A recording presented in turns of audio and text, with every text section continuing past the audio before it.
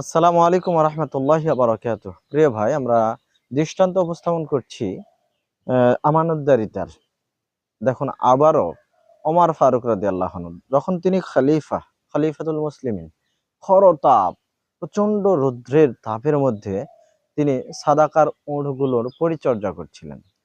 এমন সময় ইরাক থেকে বনি তামিম গোত্রের গোত্রপ্রধান আহনাব বিন কায়েস আসলে পরে ওমর ফারুক রাদিয়াল্লাহু আনহু বললেন, তুমি তড়িঘড়ি করে তোমার পোশাকগুলো ছেড়ে নাও, অর্থাৎ জামা কাপড় খোলো, খুলে আমার সাথে পরিচর্যার কাজে লেগে পড়ো।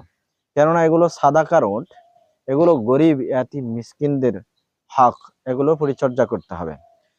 তখন একজন ব্যক্তি ওমর ফারুক রাদিয়াল্লাহু আনহুকে বললেন, ইয়া আমিরুল মুমিনিন, এই কাজগুলো আপনারা না করে যদি একজন আহ, দাসকে দায়িত্ব দিতেন যারা এটার হক রাখে, তাহলে সে আপনাদের কাজ করে দিত।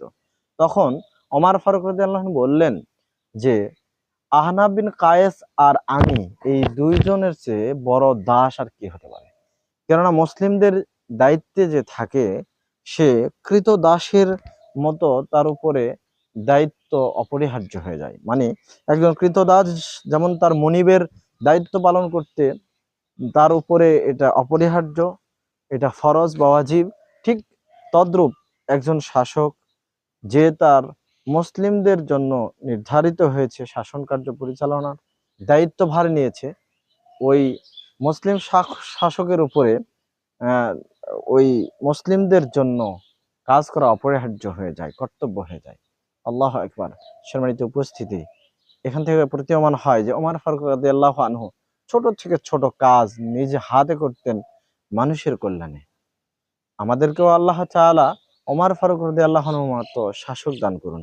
আমিন। ওয়া আখিরু দাওয়ানা আনিল হামদুলিল্লাহি রাব্বিল আলামিন। আসসালামু আলাইকুম ওয়া রাহমাতুল্লাহি ওয়া বারাকাতুহু।